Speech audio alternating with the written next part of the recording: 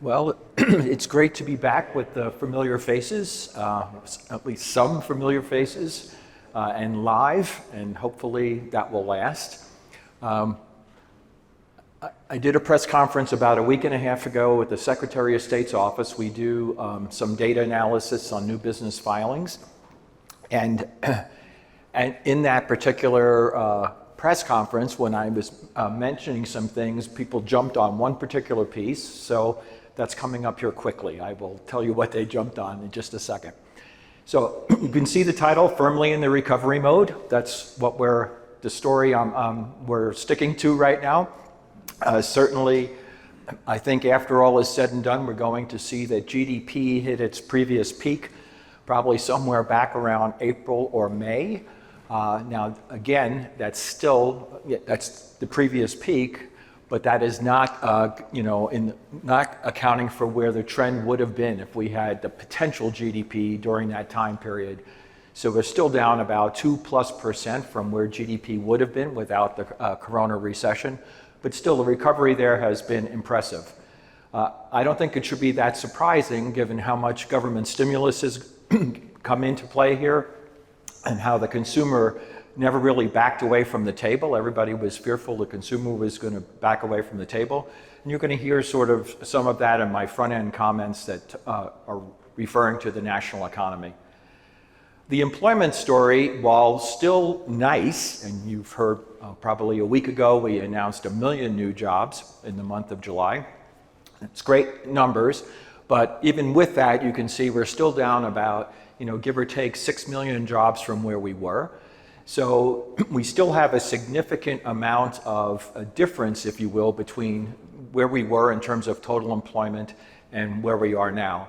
And I would argue that this is going to I'd make the case that the unemployment rate right now is telling a little bit more optimistic story perhaps than it should. So we'll come back to that in just a short moment. Nonetheless, the recovery is at a point now where you can see how much more dramatic it's been in terms of where we are, down 3.7% in terms of employment. And estimates now, I would say, we'll get back to the same level of employment probably by the middle of next year. About a year from right now, we'll get back to the previous level of employment. And not till fairly substantially after that, maybe the end of the year or beyond, will we get to full employment. So again, more of that story as we go along. So one of the questions, of course, is the unemployment rate being what it is, why is it what it is? And I think the sub-story there is really headlined in the labor force participation rate. So going into the coronavirus, we had about a 63% labor force participation rate. We did see a nice move up in the last month's data, but still we're hovering around 61.5% labor force participation. So a number of those people that are missing in those 6 million jobs are not in the labor force right now. And you probably know people who have left the labor force. I certainly do. I had some colleagues who said, okay, it's time to pull the plug. They're a certain age. They felt like it was time to leave the workforce. But then there are certainly others that are out there that are either still concerned about contracting the virus or are primary caregivers to someone who has immune deficiencies. There are other reasons why people are not re-entering the workforce. There's some discussion, of course, of, isn't it because the unemployment benefits are maybe too high? But those people would be showing up in the actual labor force participation rate if they would just, even if they're receiving unemployment insurance. So they're participating, they're just not employed in terms of the employment data. I will give you a short footnote on that. Studies that have been, or examination of the data that we've seen to date, and it's really limited, but the states that have stopped the additional federal payments, and there are 26 of them now, really are not showing appreciably higher employment growth rates since they did that. It's only a couple of months. We'll see whether or not that pans out for a longer period of time. But the early data, Goldman Sachs has a piece out on this, Moody's Analytics has a piece out on this, does not yet at least support that particular notion. When looking at the relief measures, I mentioned this a little bit ago, you can see piling the pieces on, and this does not even have the infrastructure bill that we're working through now and putting in place an additional support potentially, although I'm not sure if that's going to get through. But you can see all of the various amounts of stimulus, and you're up there before the infrastructure bill at, $5.5 million.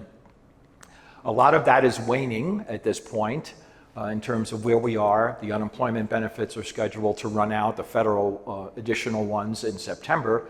So we're getting to the end, and about the only thing that's stimulus in hand right now beyond that is the child care credits that are going, rather than showing them up on your tax return, people are actually getting checks for that on a monthly basis. But the stimulus really did have an enormous impact.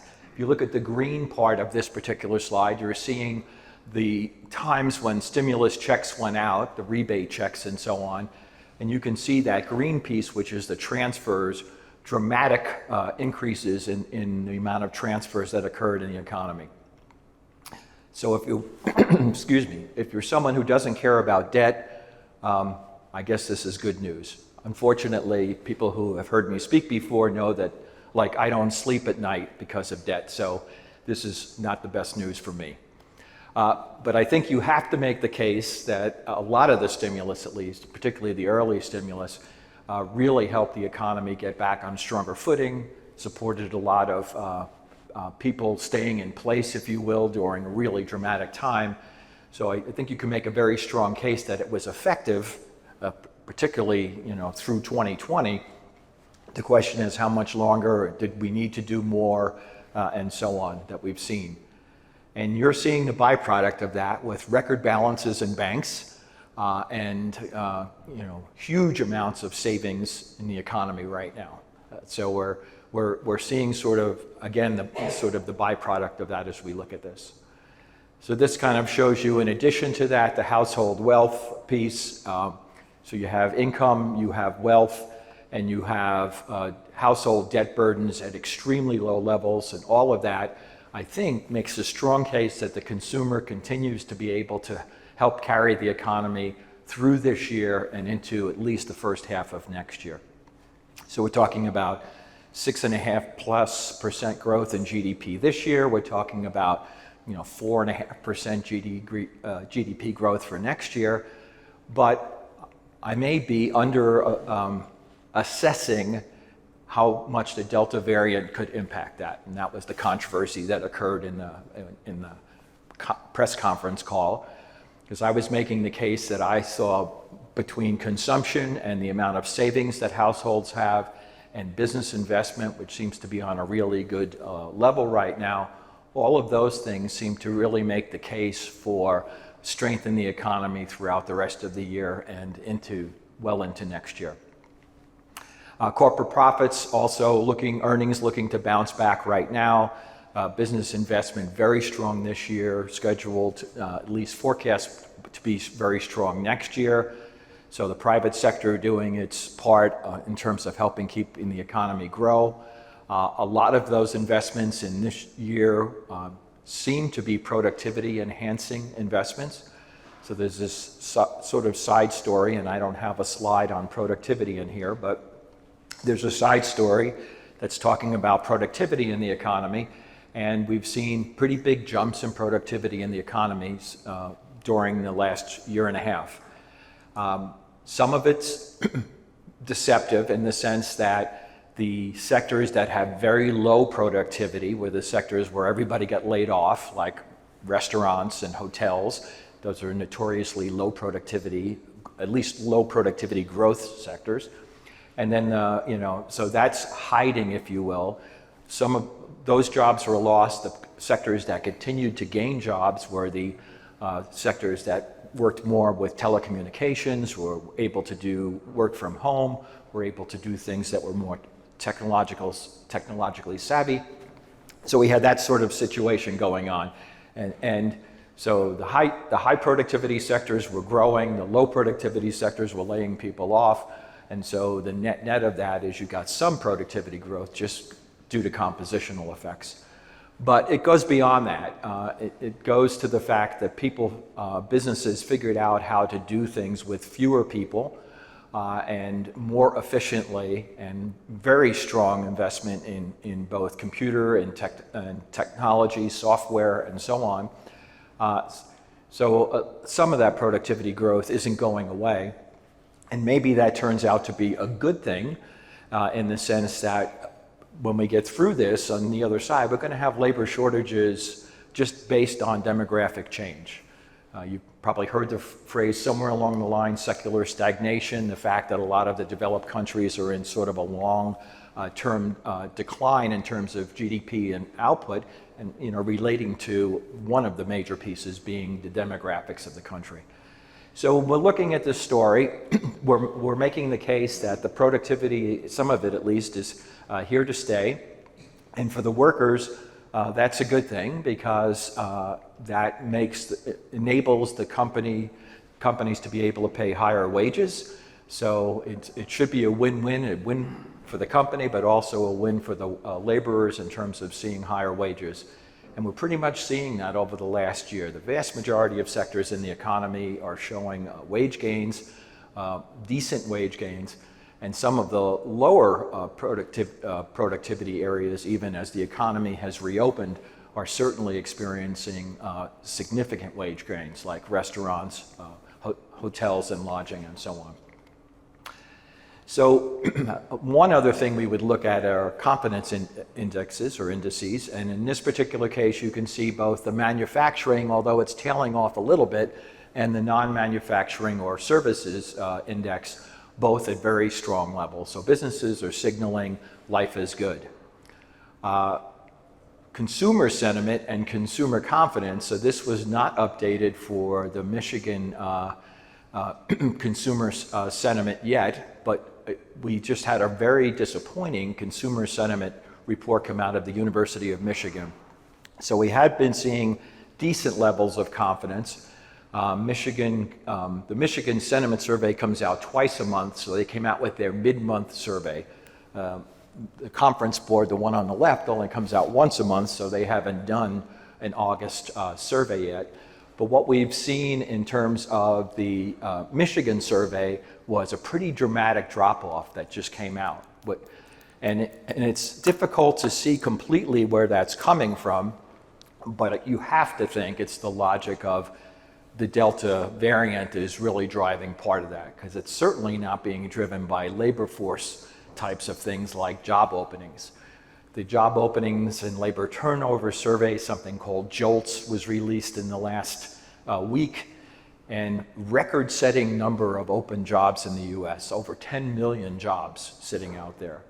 And we've seen record-setting rate of quits, people leaving their jobs. So, I mean, that's another strong indication that they're feeling really good, they can get a better job, and they're quitting their job. So it really isn't being driven by the job side. It has to be, at least in my mind, it's being driven by the Delta variant and concerns about the Delta variant. The other thing, I mean, there's no way, you can't, I'm conjecturing, let me just say that very clearly, I'm conjecturing. The other thing is that potentially the inflationary issues we're seeing are creating some concern amongst households. Their expectations for future inflation are very high right now, so that may be weighing on them in terms of the cost of living. So a couple of other comments. First of all, housing, continuing, expecting to see a big jump up and then a strong housing market next year. We don't see anything that's really stopping that. You know better than I do what mortgage rates are going to be, but we don't see, I'm going to mention interest rates, I don't see this dramatic move up. There seems to be disconnect in some of these markets, so I don't think you're going to see dramatic move up in terms of sort of mortgage rates. I mentioned to you the concept of having significant debt, and this is showing you sort of where we're at in the picture.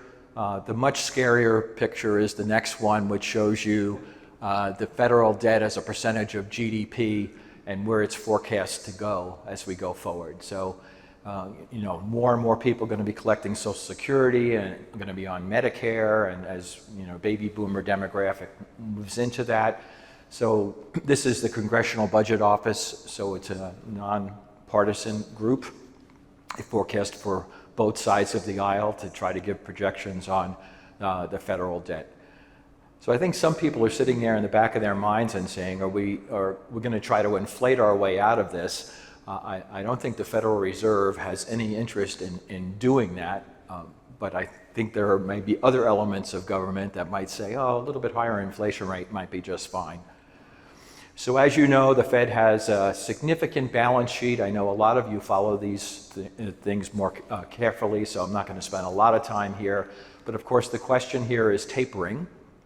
And when will the tapering begin, or when they start to move out of the market? The inflation numbers that came out more recently, the CPI, the last month's release was a little bit cooled down from the previous months. So that may have, given the Fed a little bit more chance to breathe.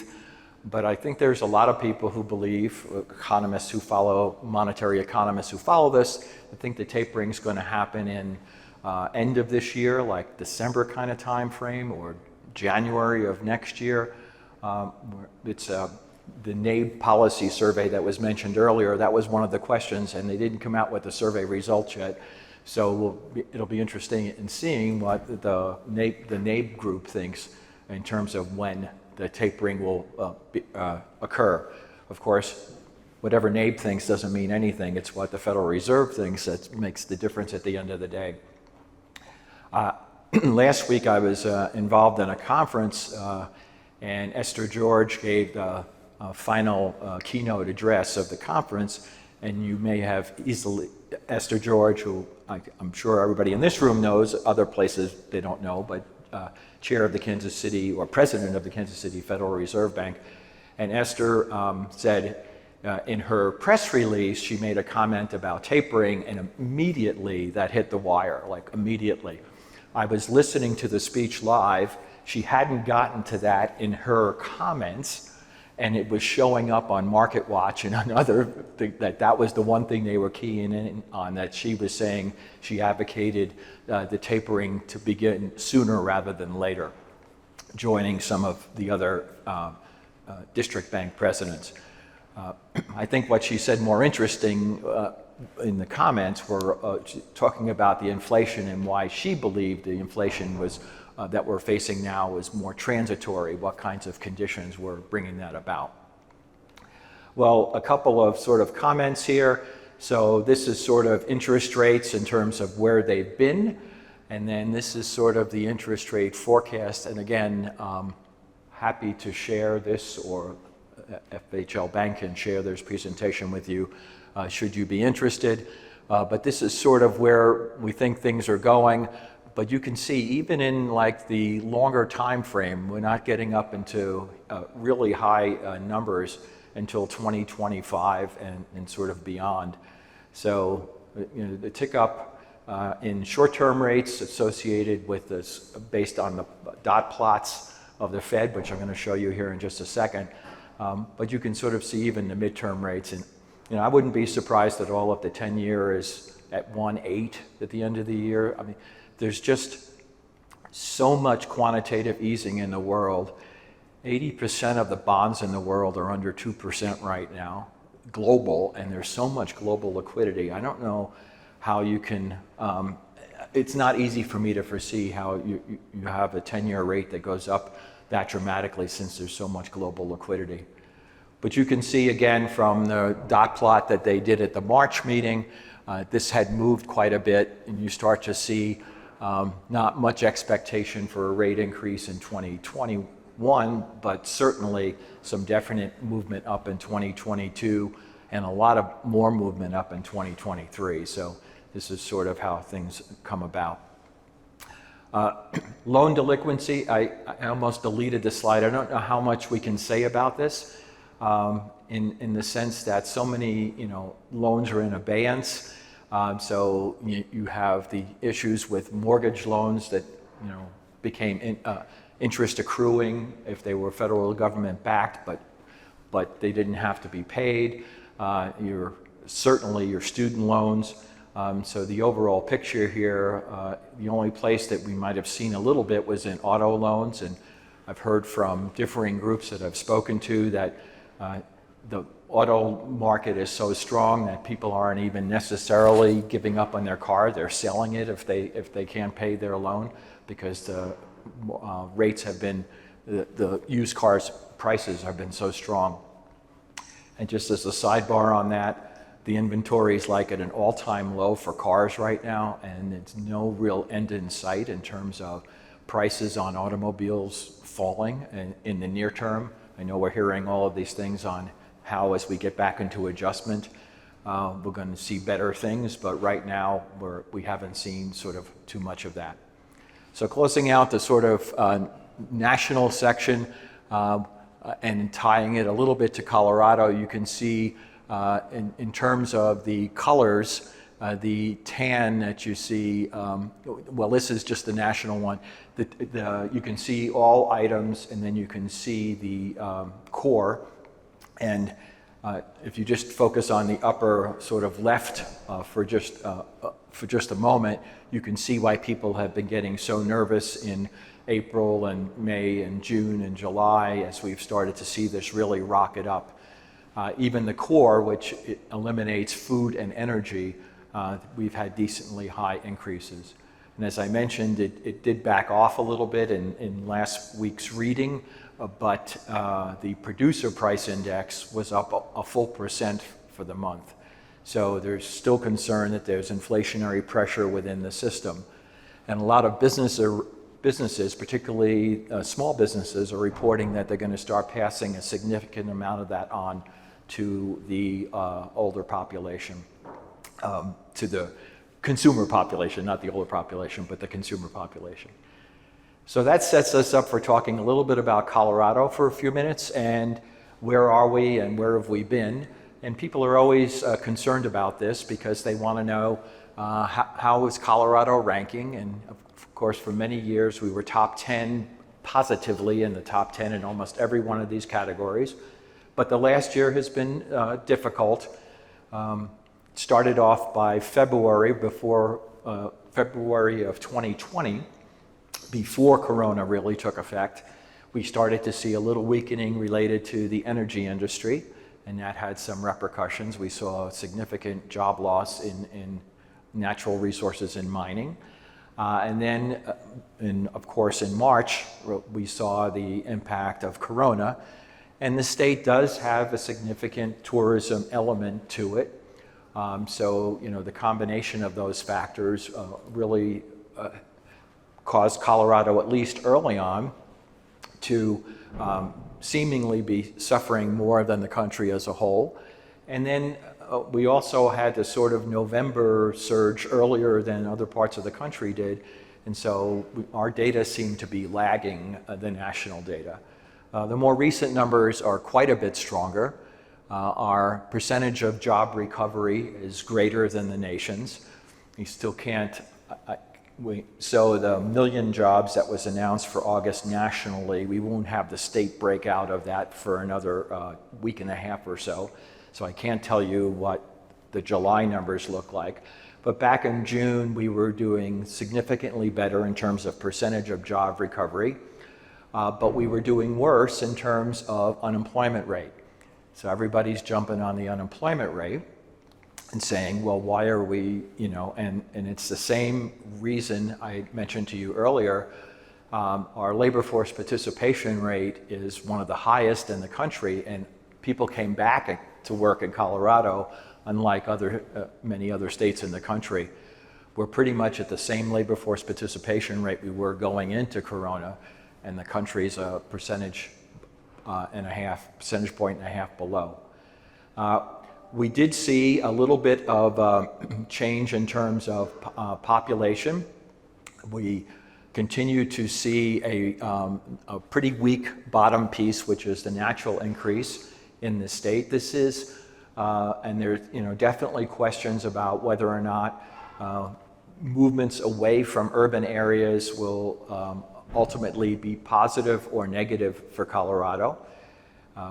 Based on sample estimates from, well, I won't tell you how it's constructed, but I'll just tell you that the estimates are for the past year that roughly 600,000 people moved out of urban cores into other parts of the country. And predominantly San Francisco, LA, San Diego, New York City alone was responsible for 200,000 of those people moving out, but also Boston and Washington and a lot of the sort of core areas. So do they wind up residing in Colorado, or do they wind up residing up in Idaho, which has seen incredible surge in population and so on? I don't know. I think at least some of them are coming to Colorado. So we don't know how that's all going to net out. And by the way that's being counted is they're looking at credit card statements where people are changing their billing address, where they were and where they're at. So they're taking that out of hundreds of thousands of sample size. The sample is hundreds of thousands out of millions, literally. So changes by county. This is just in the slide deck for you in particular, but according to the state demographer's office, which is Elizabeth Garner, we rely very heavily on her data. She continues to believe that the strong growth, or they continue to believe that the strong growth will still be along the Front Range. We know that during this epidemic, we saw a big boom in home prices in Chaffee County and up in Steamboat and all sorts of places that had a definite influx.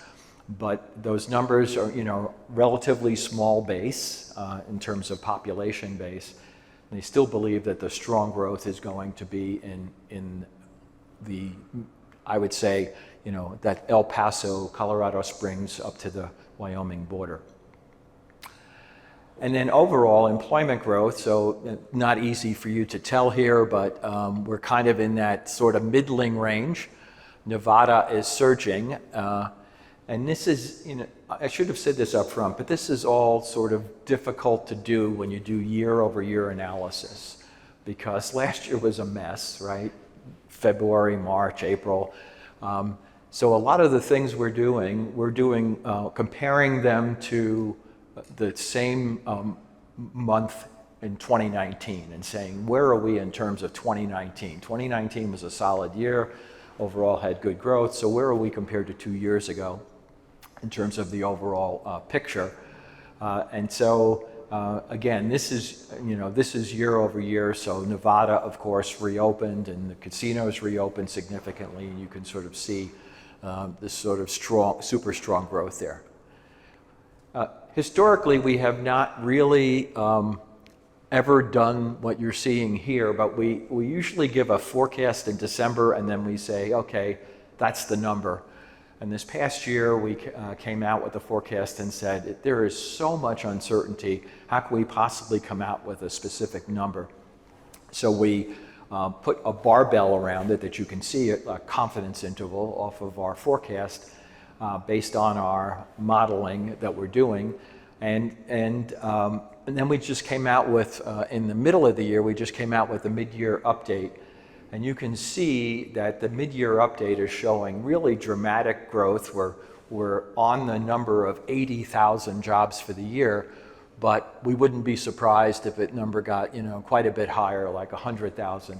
And I'd say even, not even, the state's forecasting people, the Office of State Planning and Budgeting and the Colorado Legislative Council, they have numbers north of 100 in their revenue forecast for the state. So even more, if you will, optimistic about job growth than we are. It still doesn't get us back. It's probably obvious. What we lost in 2020 is not offset by what happens in 2021, but we do get back there in 2022. As I was suggesting, the nation will. We also expect Colorado will get there in 2022. So this is showing you the employment, the monthly rolling year-over-year change and where we are as of June, and you can sort of see that comeback, if you will, that I was just mentioning a moment ago. So I already spoke to this, so I won't belabor it, but this is showing you that the labor force participation rate in Colorado in the most recent month were the third highest in the June time frame. And again, we're back pretty much to where we were before we entered the recession. So employment change June year over year, so you can sort of see the sectors that were hit the hardest. And you know, it's a question of showing this slide first or the next slide first, but you can see again accommodations, retail, and so on. And then down at the bottom, disappointingly, we're still seeing lagging in terms of construction, mining and logging, which is natural resources, and information. Information includes movie theaters, so part of what's going on there, a tremendous amount of employment loss in that sector. And in the most recent data, national data through July, that came out with the employment report, that sector is still down at about 75% of where it was prior to entering into the corona recession. So, you know, it's not surprising information is low. So this shows you April of 2020, year over year, and then May of 2021, year over year. I mean, you can basically see the parallel movement. So all of the dramatic job loss, April of 2020, you know, compared to the previous year, to April of 2019. And then you have May of 2021 compared to May of 2020. So you can see where all of the jobs have or haven't come back. And again, you see at the very bottom there, state government, construction, mining and logging, and information. So you have, you know, the laggards, if you will, in the overall economy. This is again for geographic, for those of you coming out of the MSAs, who's hot and who's not. You know, this has bounced around a little bit. Denver has made a pretty strong comeback more recently. They were not leading, if you will. Colorado Springs has been in a really good position most of the time. Fort Collins has made a very nice bounce back, but Boulder continues to lag, Grand Junction, and then Greeley, and again, part of Greeley is the energy piece, and then Pueblo. So charted on here is every MSA in the country. Every one of those little bars is an MSA. So this is our relative ranking compared to everybody in the country in terms of employment growth. And a similar sort of slide, I've always showed this for the last decade, 2010 to 2020, and you'd see Greeley screaming at the top way above. The Weld County results were dramatic over that decade.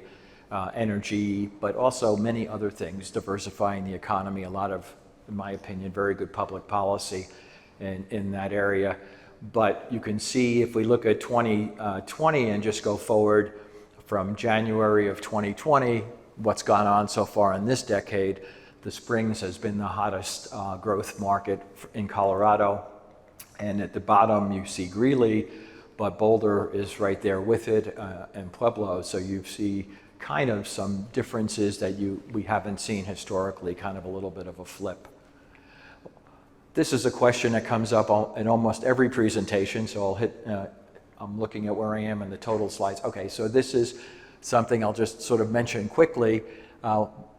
Sometimes this was called a K-shaped recovery. The people who lost jobs in the lower income brackets their jobs were eliminated, or they were put on unemployment because they couldn't do face-to-face types of contact. We saw that the people in the upper sort of income brackets were able to do more, upper income bracket industries were able to do more remotely, something I was referring to earlier. So you can see in the high income industries, we're almost at the same level of employment.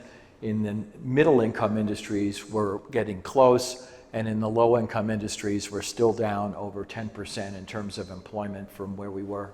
Not over 10%, about 7.5% from where we were going into this. So that's still the area that is going to need some recovery, and this is employment, not wages. I mentioned earlier the wages have been pretty strong. This is private sector wage growth, and this is through June, and overall across all sectors, it's up 4.7% year over year. So greater than the inflation rate, at least that we anticipate for the year. We don't think inflation is going to be over 4% for the year. It was over 4% for a couple of months. So this is, giving you an idea of, at least partially what's happening with that picture. So a few sector pieces as I wind down here and try to keep all of this on schedule. First of all, we have seen a pretty big drop-off in oil, and Colorado has been a decline in production. Of course, some of that was created by Russia and the Middle East in terms of the price wars back in the beginning of 2020. But more recently, we've seen a bounce back there.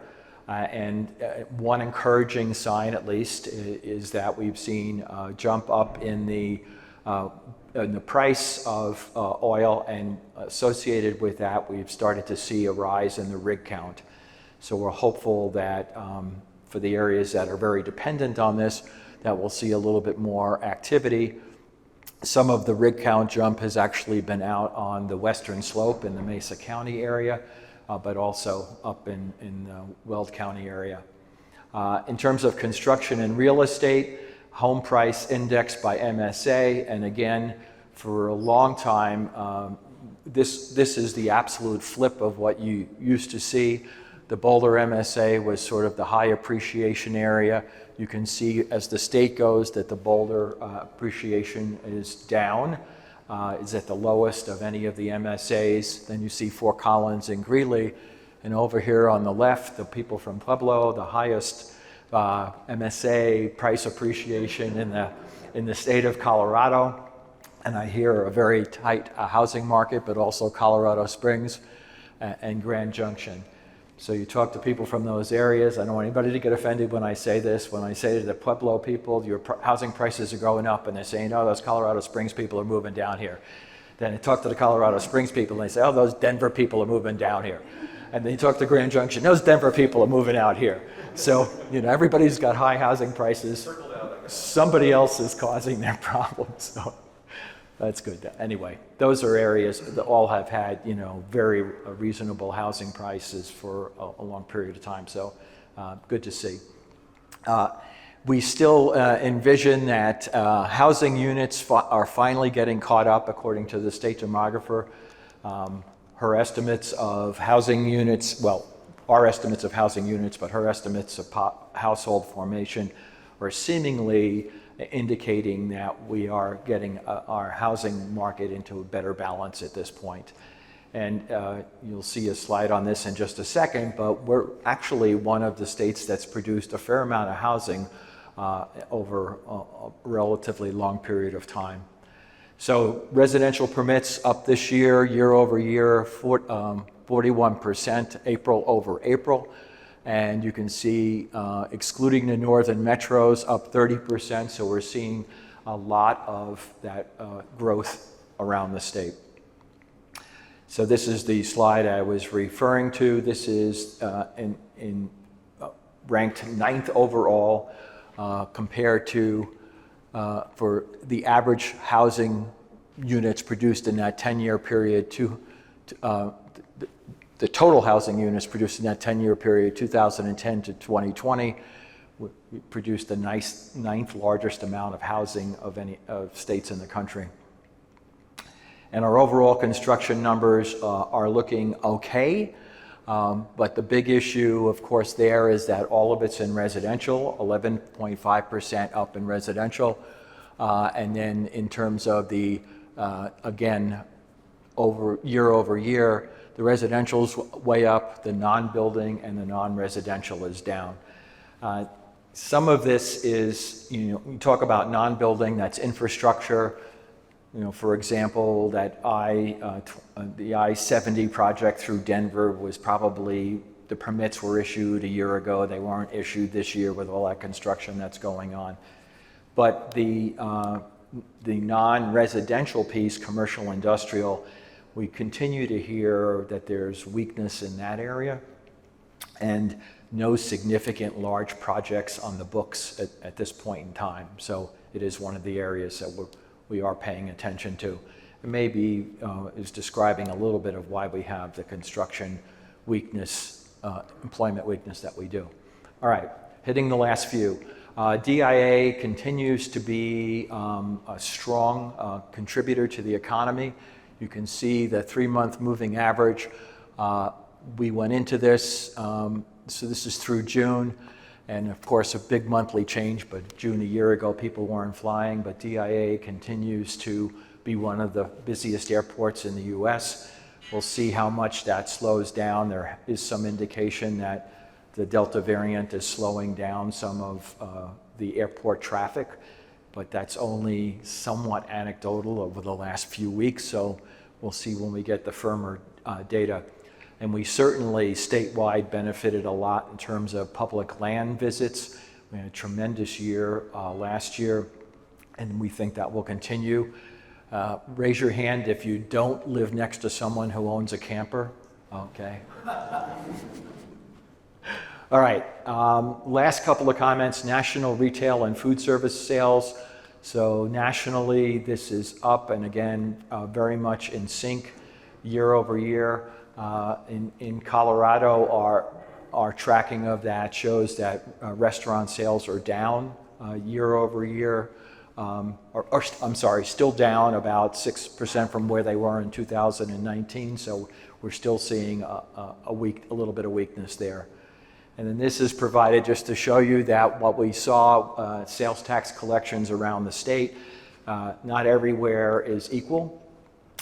Some areas that had more open air types of facilities did much better than the closed malls.